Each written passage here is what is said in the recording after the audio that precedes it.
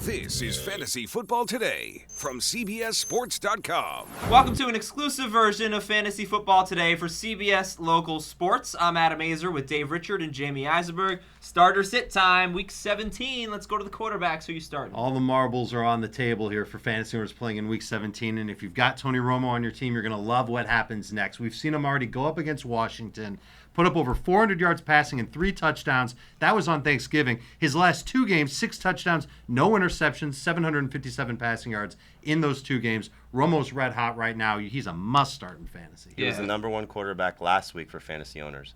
And he's 315 yards away from 5,000 for the season. His first time that he can get 5,000 passing yards. He's going to get it. He's going to get it. And if you're a Matt Ryan owner and you're lucky enough to have Tony Romo, sit Matt Ryan because we don't know what the Falcons are going to do. Tony Romo's a great option. Jamey, who are you sitting at quarterback? Well, I'm sitting Ben Roethlisberger, and he's been very good. He's actually a top 10 quarterback when you look at his weekly scoring. Take out the games that he missed and just look at his fantasy average. He's actually averaging close to, if not over, right around 20 fantasy points per week.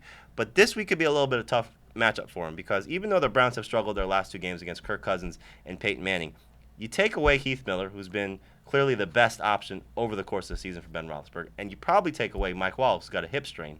Take those 2 guys off the table. Joe Hayden's going to take away Antonio Brown. So now you're looking at Ben Roethlisberger really having to rely on his 2nd, 3rd, 4th receiving options in that game, which could be Jericho Cotchery, Plaxico Burress.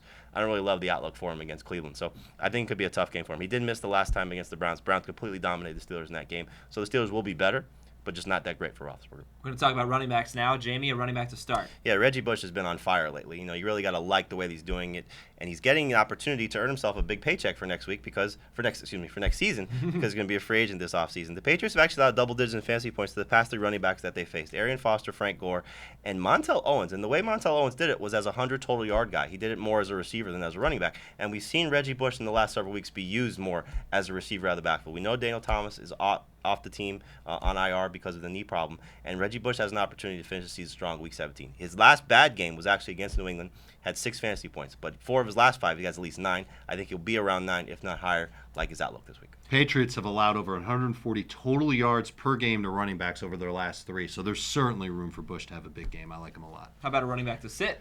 Yeah, Michael Turner is a guy I don't want to trust this week, even with a gorgeous matchup against Tampa Bay. And it's not really that gorgeous when you think about how Tampa Bay's done this year against running backs yardage-wise, but touchdown-wise, they've allowed a lot, and that's kind of what Michael Turner does. I don't think he's going to play much this week. Atlanta has nothing to play for.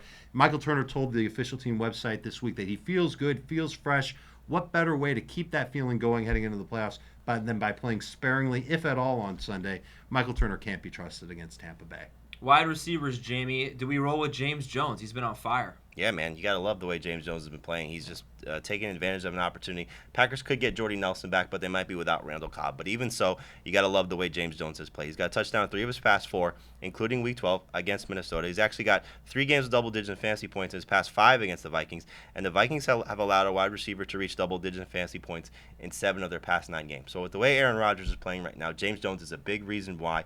Love what he's doing right now. The targets have been there. That's always been a key for James Jones. We know he's been targeted in the red zone, but his targets have actually increased over the course of the past 3 weeks, and that's why he's producing at the level that he is. So he's a great number 2 wide receiver, but he's playing like a top 10 guy, so no reason to keep him on your bench. And I feel like this is a preview of 2013 because Greg Jennings might not be back in Green Bay next year, and so James Jones could be playing. He's been playing a lot as it is, right, but he could certainly keep that role as a starter and every down receiver. So you're the Packers. You have to make a decision on one of those 2 guys because they're both free agents, Greg Jennings, James Jones. Who you keep? I thought they signed Jones. No, they signed to a 1-year deal. Okay, I would keep Jones, younger and healthier.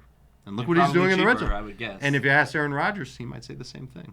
Well, who are you sitting this week at wide receiver? We've been sitting Larry Fitzgerald for the longest time, and last week he stepped up, had a big game receiving yardage-wise, and a lot of it came with Brian Hoyer at quarterback in the second half. And Brian Hoyer is probably the best quarterback Arizona has right now, but the matchup at San Francisco just too tough to trust. Earlier this season, Fitzgerald went up against the 49ers, had under 75 yards in that game. I think he gets right around there in Week 17. If you're looking for 7 fantasy points, Larry Fitz can deliver that.